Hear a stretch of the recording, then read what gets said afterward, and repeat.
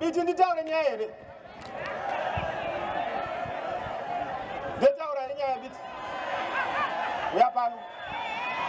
Uya uitaura, ndiri kuitaura.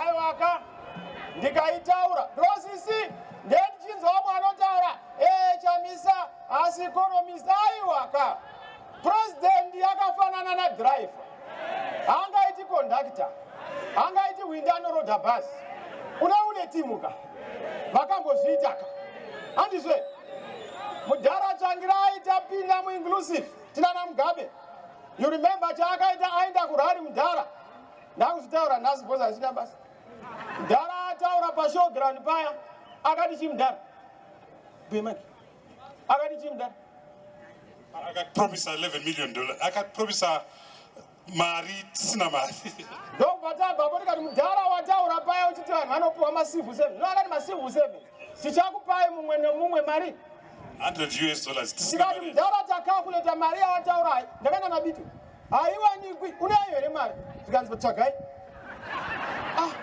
tikati mudhara unofunga kuti ungotamba nenyaya here we have to look for that man takanoikwereteswa neimwe shasha tichatauri zita ichikweretesa hurumende but do you know kuti takangokirenga injini yehurumende chipedzisa Biti zvinoitika ne$US tapinda Shanduko Zimbabwe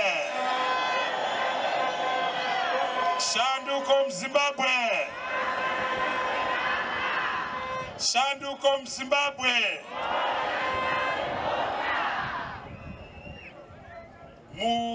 na July 2023 Advocate Nelson Chamisa will be inaugurated as the next president of the Republic.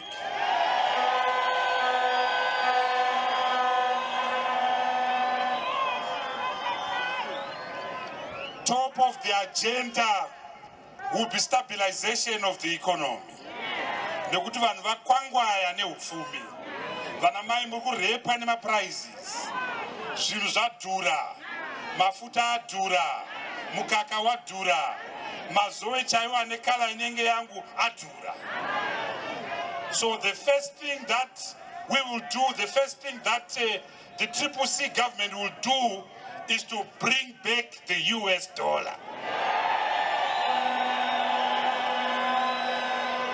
So that mushandi atambire US dollar kana ari teacher $500 yatai kutambirisa.